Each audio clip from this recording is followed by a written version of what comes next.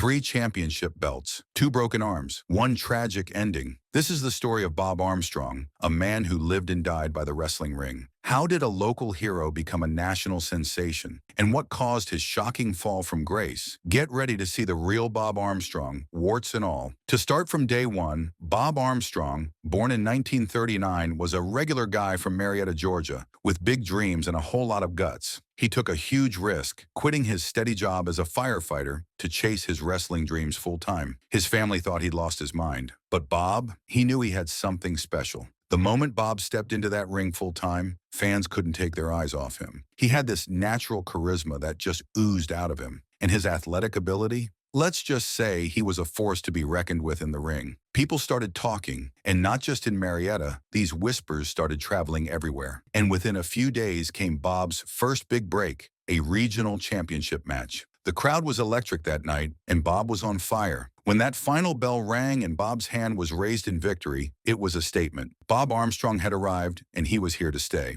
As Bob's popularity skyrocketed, so did the demands on his time and his body. He was wrestling more matches, traveling longer distances, pushing himself harder than ever before. The toll it took was real, but Bob didn't flinch. He kept pushing, kept fighting. All that hard work paid off when Bob clinched his first major title. It was a moment of sweet vindication. But success in the wrestling world isn't all glitz and glory. With that title came new challenges, ones that Bob never saw coming. He faced intense competition, tough travel schedules, and the constant pressure to stay on top. The road to stardom is paved with blood, sweat, and tears. And Bob was about to find out just how bumpy that road could get. 300 days a year on the road. That's how often Bob Armstrong was away from home, living out of a suitcase and sleeping in cheap motels. But while Bob was becoming a legend in the ring, his family was falling apart at home. How long could he keep up this punishing pace before something had to give? Bob's schedule was brutal. He'd wake up in a different city almost every day, his body aching from the previous night's match. But there was no time to rest. He had to hit the gym, make media appearances, and then get ready for the next show. It was a never-ending cycle of pain and performance. Back home, Bob's wife was left to raise their kids alone. She became both mom and dad, handling everything from school runs to fixing leaky pipes. And the kids, they grew up with a dad they mostly saw on TV. Bob missed birthdays, first steps, and school plays. He was chasing his dreams. But at what cost? You think missing your kid's baseball game is tough? Imagine missing their entire childhood. That's what Bob was facing. He'd come home after weeks on the road, and his own kids would barely recognize him. It was tearing him apart inside, but he kept pushing.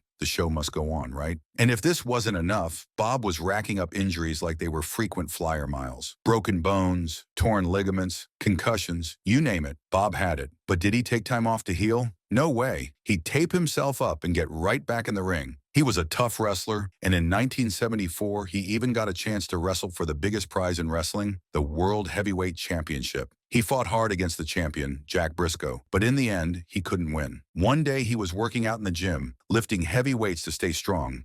He was doing a bench press with a really heavy weight, over 180 pounds. Suddenly, the bench broke, and the heavy weight fell right on his face. It really messed up his face and even tore off his nose. He had to have lots and lots of surgery to fix it, which cost a lot of money. While he was recovering from all those surgeries, he didn't want to stop wrestling. So he wore a mask to cover his face and wrestled as the Bullet. He had some exciting matches and even fought against a group of mean wrestlers called the Stud Stable. Finally, after all his surgeries were done and his face was healed, he was able to take off the mask. But the fans loved the name The Bullet so much that he kept using it for the rest of his wrestling career, which was of course epic. But being famous can be hard. There were always parties and people wanted to hang out with Bob and celebrate. He was invited to fancy clubs and got special treatment wherever he went. It was easy to get caught up in all the excitement. At first, Bob just had a few drinks to help him relax and have fun. Wrestling is hard work, and his body often hurt. The drinks helped him forget about the pain and fall asleep more easily. But soon, a few drinks turned into many drinks. Bob started drinking more and more, trying to forget about his problems. He felt lonely when he wasn't wrestling and wasn't sure how to make friends outside of the wrestling world.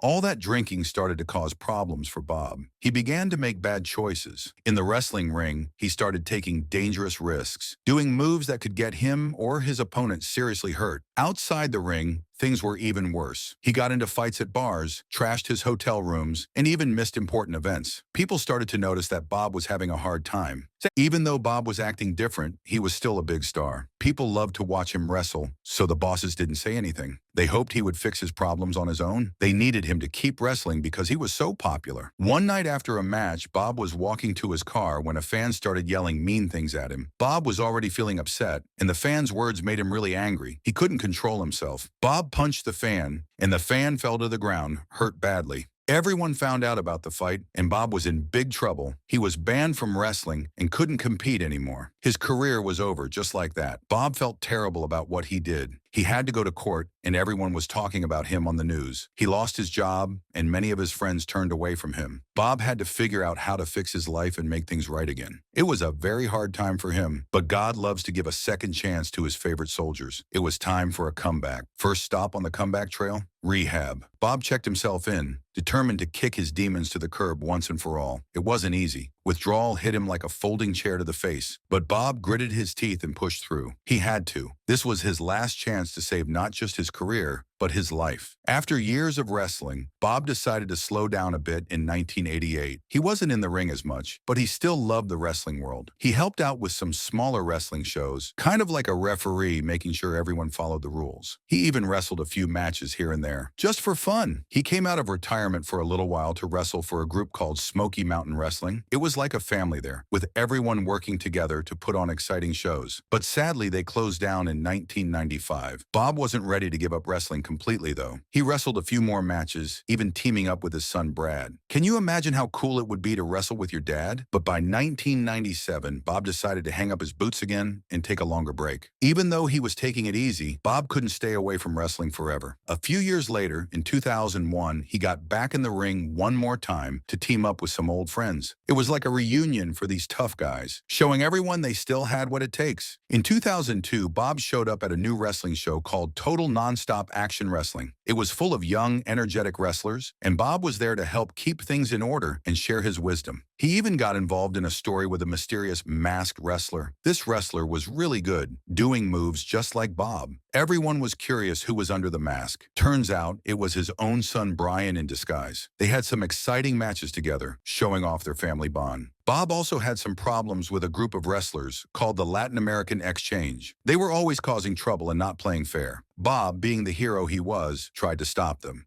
He even teamed up with his sons to fight them. It was a real family affair, with everyone cheering them on. In 2008, Bob had his last match with TNA. He teamed up with his son again, but they didn't win. Even though they lost, it was a special moment for Bob to be in the ring with his son, sharing the spotlight one last time. In 2009, Bob's friends threw him a big retirement party. Lots of famous wrestlers came to say goodbye and thank him for all the great matches and memories. It was a celebration of his amazing career, but Bob wasn't quite done yet. He wrestled a few more matches over the years, just because he loved it so much. He even had one last match in 2019, where he showed everyone that he could still wrestle even though he was older. It was his way of saying goodbye to the fans and the sport he loved. Bob Armstrong was a tough wrestler who loved the sport with all his heart. He wrestled for many years and had lots of exciting adventures. Even when he tried to retire, he couldn't stay away from the ring for too long. He was a true legend who will always be remembered by wrestling fans for his strength, his kindness, and his amazing wrestling skills. Sadly, he passed away on August 27, 2020, at the age of 80. The cause of death was complications from bone cancer, which had spread to his ribs, shoulder, and prostate. He had been diagnosed in March of the same year, but chose not to undergo treatment, knowing the cancer was terminal. His death was a significant loss to the professional wrestling world, as he was a beloved figure and influential wrestler throughout the southeastern United States for decades. He was known for his toughness, charisma, and dedication to the sport. He left behind a lasting legacy, not only through his own accomplishments, but also through his 4 sons, who all followed in his footsteps and became professional wrestlers: Scott, Brad, Steve, and Brian. Bob Armstrong's life was a wild ride, full of highs and lows. His story shows us the real people behind those larger-than-life characters we cheer for in the ring. These wrestlers face battles both in and out of the spotlight, and Bob's journey is a perfect example of that. When you're watching your favorite wrestler wrestler make their grand entrance, remember there's more to their story than what you see on TV. They're dealing with their own struggles, just like the rest of us. Bob's legacy reminds us that wrestling isn't just about the flashy moves and epic matches. The next time you're caught up in the excitement of a big wrestling event, take a moment to think about what these athletes sacrifice for our entertainment. Bob Armstrong's story teaches us that sometimes the most challenging fights happen when the cameras stop rolling. It's a powerful reminder of the human side of this larger-than-life sport. Wrestling is full of amazing characters and crazy stories just like this one. And guess what? I've got a whole bunch more lined up for you guys. If you want to keep exploring the wild world of professional wrestling, make sure you hit that subscribe button right now. Don't miss out on more deep dives into the lives of your favorite wrestlers, past and present. We'll uncover their secrets, their struggles, and their greatest wins. Got something to say about Bob Armstrong? Maybe you remember watching him wrestle, or maybe you have a favorite wrestler you'd like me to cover. Leave a comment below. I love hearing from you guys and getting ideas for future videos. So smash that subscribe button, ring the notification bell, and get ready for more amazing wrestling stories.